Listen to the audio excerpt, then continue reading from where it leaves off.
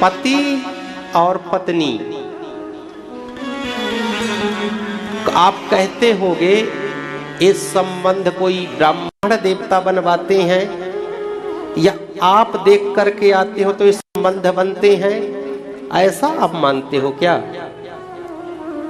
ये संबंध तय है, ये संबंध भगवान के यहां से बनते हैं।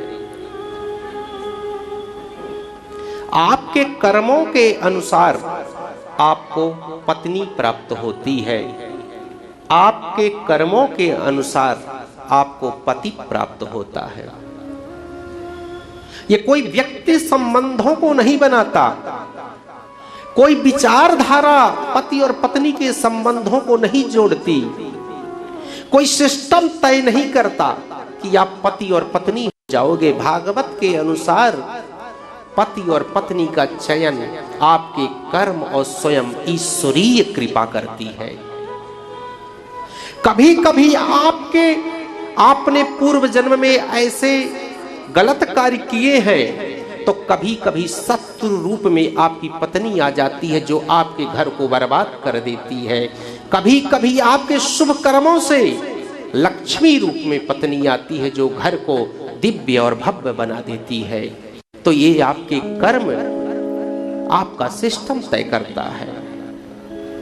और जो आपको प्राप्त है, जो भी पत्नी मिली या जो पति मिला, उसको ईश्वरीय प्रसाद समझ करके स्वीकार कर लो या जीवन भर रोते रहो। रोने से कुछ नहीं होगा। इसलिए कोई भी कर्म करें, कोई भी आपको लगता है कि आप रेखा गुप्ता के कैमरों से बच सकते हो, आप स्पष्ट बता रहा हूं। भागवत और गरुड़ पुराण, शिव पुराण का जो संदेश है, आप मुख्यमंत्री के, प्रधानमंत्री के कैमरों से बच सकते हो, लेकिन भगवान के कैमरे से आप नहीं बच सकते हो। इसीलिए कर्मों को, जो भी क्रियाकलाप करो, सोच समझ करके करना। किसी को धोखा तभी देना जब आप धोखा खाने लायक हो जाओ।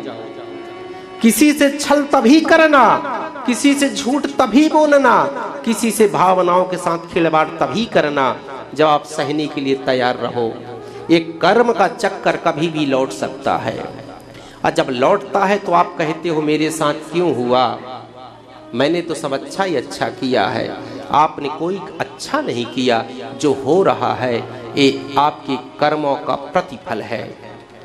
कर्म का सिद्धांत है अवश्यमेव ही भोक्तव्यम कृतम कर्म शुभाशुभम। गीता कहती है अवश्यमेव ही भोक्तव्यम कृतम कर्म शुभा अशुभम। वो मिलेगा। तो ध्यान देना है अपने कर्मों के ऊपर, अपने क्रियाकलापों के ऊपर।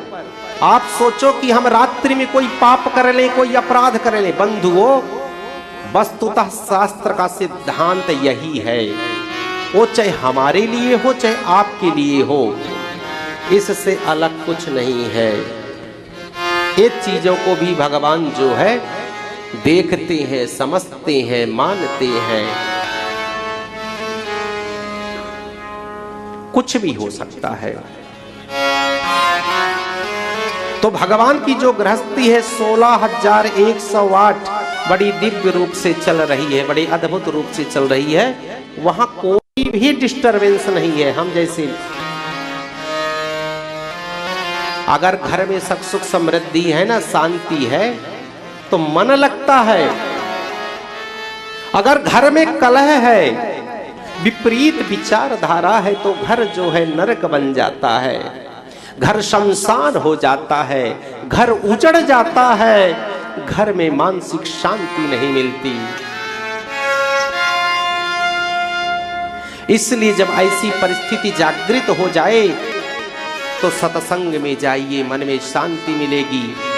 जीवन को कैसे जीना है ये पद्धति भी भागवत सिखाती है। अब मृत्यु को कैसे मंगलमय करना है, इस प्रक्रिया को भी भागवत सिखाती है। एक्चुअली भागवत के अंदर कई आयाम है। भागवत से आप सब कुछ प्राप्त कर सकते हो। जीवन के आदर्शों को, उच्चादर्शों को, जीवन के संघर्षों को कैसे व्यवस्थित करना है, जीवन को कैसे चलाना है, माता पिता के साथ, पुत्र के साथ, भाई के साथ कैसे व्यवहार करना है, सब कुछ भागवत में निहित है, विद्यमान है। बस या तो पढ़ लीजिए या तो सुन लीजिए। दो प्रक्रियाओं से, दो पद्धति से, दो प्रोसीजर से अपने जीवन को आप मंगलमय कर सकते हैं, दिव्य और भव्य बना सकते हैं। बंधुओं, दो ही प्रक्रियाएं हैं। ये दुखालय है जीवन में, और एक चीज और याद रखिए, दुखालय है। संत बोलते हैं अपनी मृत्यु लोक है। यहां हर व्यक्ति परेशान है। कोई तन से दुखी है, कोई मन से दुखी है, कोई धन से दुखी है। और इसी दुख के बीच में साधक क्या करता है? एक सत्संगी क्या होता है? इन्हीं दुखों के बीच में सुख को ढूंढ लेता है। जैसे हजारों गायें हैं, लेकिन एक बछड़ा जो है अपनी मां को ढूंढ लेता है। बछड़े को पता है, सत्संगी को पता है कि मुझे क्या प्राप्त करना है। इन दुखों के बीच में सुख के मोतियों को, आनंद के मोतियों को आपको कैसे प्राप्त करना है, सत्संगी को भली भांति पता होता है। ये हमें सत्संग सिखाता है। नहीं, आप सत्संग नहीं करोगे, भटक जाओगे। अब भटका हुआ व्यक्ति पतित हो जाता है, गिर जाता है, विनष्ट हो जाता है। तो आज आखिरी दिवस इस कथा का संदेश यही है कि पहले अपने आप को व्यवस्थित करिए। शीशे को साफ मत करिए। शीशा गलत नहीं है, शीशा गंदा नहीं है, गंदे हम हैं। हमारा प्रतिबिंब शीशा दिखाता है, हमारे चरित्र को शीशा दिखाता है, हमारे आचरण को शीशा दिखाता है, हमारे कलुषित भावना को शीशा दिखाता है, हमारे दागों को शीशा दिखाता है, हमारी अशिष्टता को शीशा दिखाता है, हमारी अदिव्यता को शीशा दिखाता है, हमारी नीचता को शीशा दिखाता है, हमारी कलुषित भावना को शीशा दिखाता है, हमारे कालेपन को शीशा दिखाता है, हमारे ब्लैकिश और डार्कनेस को शीशा दिखाता है। एक्चुअली दरअसल गलती शीशे की नहीं है, गलती हमारी है कि बार बार शीशे को पोंछते हैं, अपने आप को झांकते नहीं है, अपने आप को देखते नहीं है, अपने आप को साफ करने की कोशिश नहीं करते। वस्तुतः वो साफ करने का प्रोसीजर एक कथा है, साफ करने का माध्यम सत्संग है, जो अंदर और बाहर आपको दिव्य और स्वच्छ बना देता है, अद्भुत बना देता है।